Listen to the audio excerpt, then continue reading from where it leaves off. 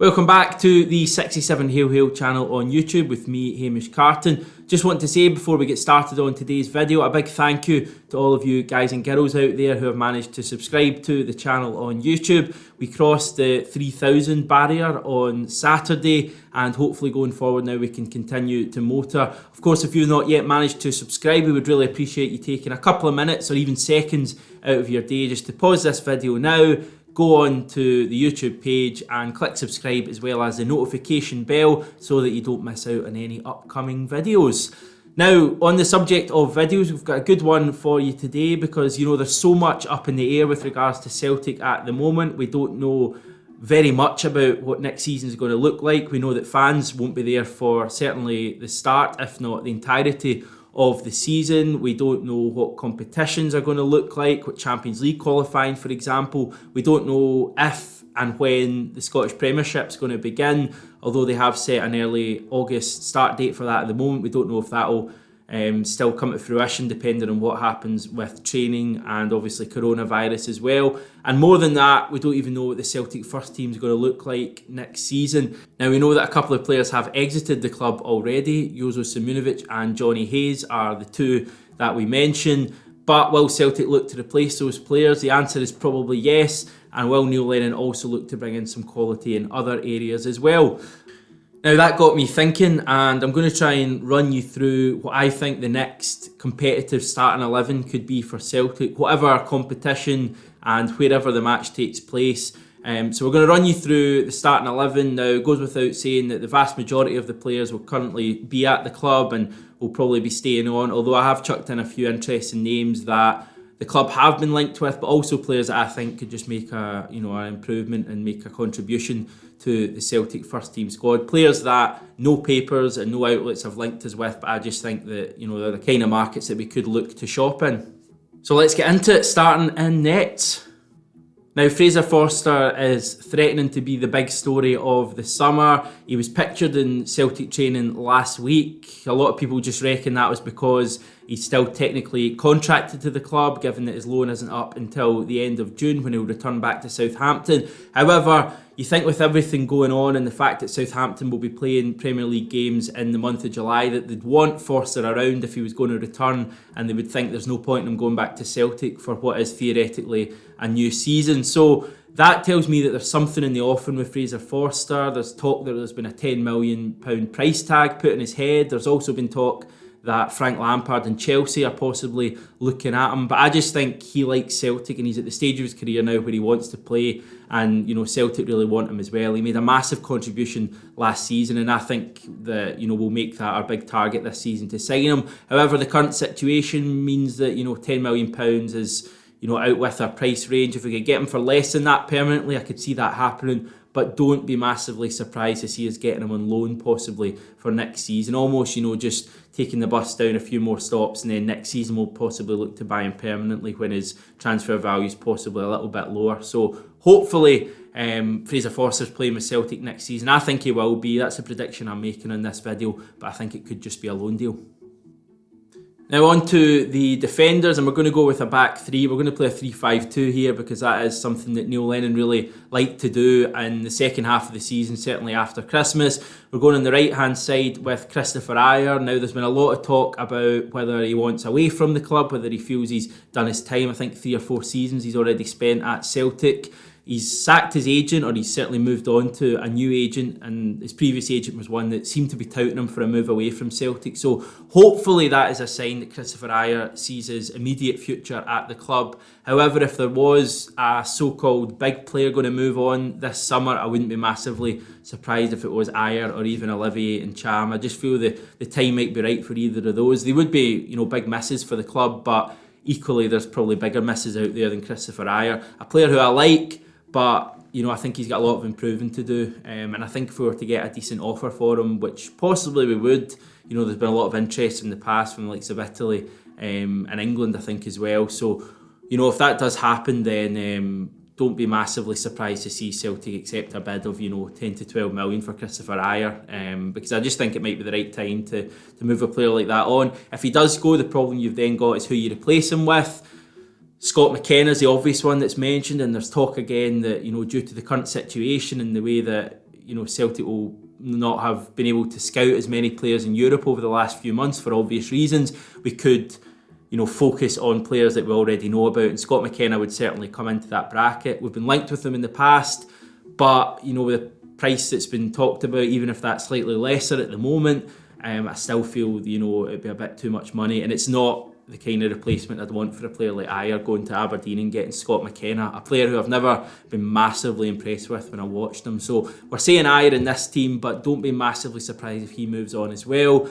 Left-hand side of the defence, the back three, we're going with Christopher Julian. Obvious reasons, really good first season at the club. Everyone remembers his goals, which is a bit of a strange thing for a defender, but it just goes to show what an impact he had in an attacking sense. But he also was a standout in away games, and the biggest compliment we can pay him is that his best performances arguably came in the most hostile away games. He was great at Ibrox, he was great away to Lazio, and he was really good away to Rennes as well. I seem to remember that. So hopefully Julian's still there, and I don't see any reason why he wouldn't be. And then in the middle of our defence, obviously Simunovic has moved on, and I don't think Stephen Welsh is quite ready at the moment. We're going for a fella called Maxime Spano. Now, France has already proved to be a bit of a happy hunting ground for us in recent years. We've signed some players from France, but we've signed a lot of French players as well, and Encham, Dembele, Edouard and Julian as well are the obvious mentions there. And I think when you look at the French league, the success we've had with Julian, it would be foolish not to move for a player playing in that league. The obvious one to move for would be a player called Axel Disasi, who's playing for Stade de Rennes. He was part of one of the best defences, if not the best, in Ligue 1. He's young and he's got real potential and promise, but it seems like, just looking online, the amount of interest from down south, likes of Everton and Chelsea and Arsenal linked with him, and we're talking 12 to 15 million euro. That could be out with our price range. So I went down a division, looked in Ligue 2 to their best defence team, which is Valenciennes, and they're led by this fella Maxime Spano. Now, he's Algerian, he's 25 years old, and he played all 28 of his side's league games this season, as he conceded just 28 goals. So he clearly knows what he's doing defensively. He's at that right age where he's not quite at his peak, but he's not a real youngster either. And another point I realised was Valenciennes play a back three with Spano in the middle of this back three. So that goes to show that he knows how the system works, and he would surely make a good addition if we could get him for a decent price. Now, as I said at the start of the video, this isn't a genuine rumour. I'm literally just putting it out there. There's no reported interest or anything there. But if we're looking to sign a replacement for Simunovic and want to spend a little bit of money, but not too much, and sign a proper quality centre-back like we did last summer with Julian, then this guy Maxime Spano seems like a good option.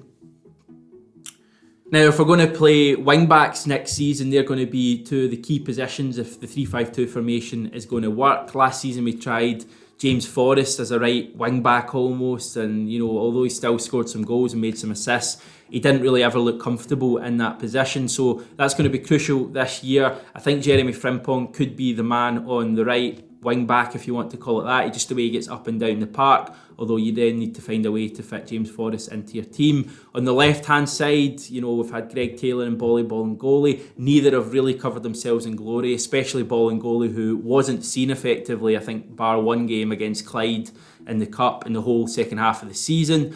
Taylor as well didn't ever really fill me with a lot of hope, although he's perhaps just a little bit raw, and once if he can work on his attacking play, then he could become a star. But I just wonder if we'll move for Aaron Hickey at Hearts, a player that's been mentioned quite a lot. He's been linked to Man City, I think AC Milan as well, a few big Italian teams, and although that seems a bit of paper talk, and he was part of a Hearts team that was relegated, I do think he's got some quality about him. He's still really young. I think he's 17 or 18. He has massive potential, and for me it'd be the right kind of signing to make for the future. He's a big Celtic fan, as you perhaps saw last week when a photo emerged of him at Ibrox, a game I think in 2016 or 2017. So he's a big Celtic fan. He would jump at the move, and hopefully, given Hearts' current plight, we could get him for a little bit cheaper than perhaps a year ago. Now into our midfield three, and we're going with the Scottish trio, Scott Brown and Callum McGregor sitting with Ryan Christie in front of them. Don't need to go too in-depth in any of that. Scott Brown in his final season probably for the club, although he did kind of hint that he might want to stay on a little bit longer in a recent interview. But if it is going to be his final season as, the main man and the guy who plays virtually every game, then, we'll really need to look to sign some sort of replacement for him in the coming months or certainly in the coming years. Is that going to be David Turnbull, or do we have someone else lined up to replace Scott Brown? Who knows? But I think Callum McGregor could step into his boots as being the captain in the coming years, and hopefully we can keep a hold of McGregor ahead of next season. Same goes for Ryan Christie, very similar to McGregor in the way that they're Scottish and really physical but also energetic and offer so much to the team. So I think those three players, that trio, the triangle if you will, of McGregor and Brown sitting with Christie in front of them is going to be key next season. Christie, of course, had a really good first half of last season and then faded for whatever reason. I think there was some injury problems there, and also the rise of Olivier Ncham, and of course the fact that the league season was cut short by coronavirus. But hopefully he can be back ready and fighting fit next season after a proper pre-season in him, and become that player again who was arguably our star player in the first half of the season.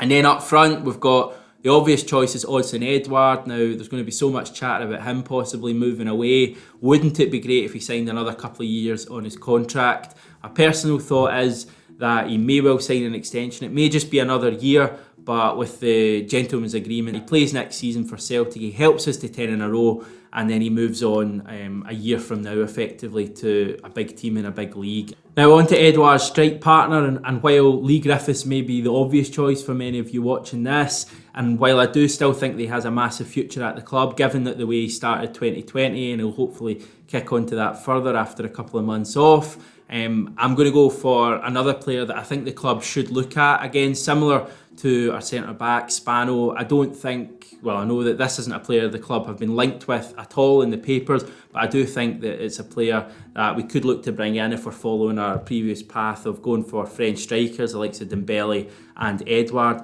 Again, we're going to the second tier in France, and we're looking at a player called Ibrahim Suzuko.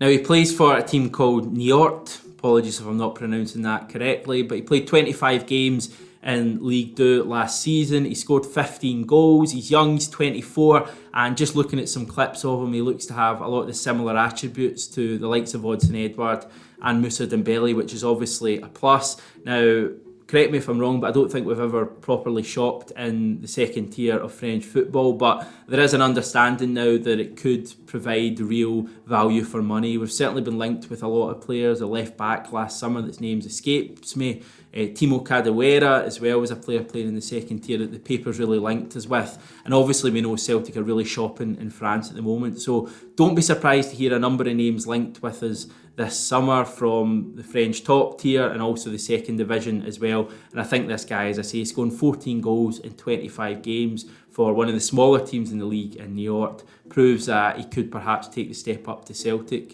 Big questions obviously asked about Patrick Klimala. What's the future with him? Lee Griffiths as well to a certain extent, Bio obviously as well. So we've got a lot of strikers there, but I just wonder if Neil Lennon might feel he wants another proven option, or certainly another attractive option, especially if he's going to play a 3-5-2.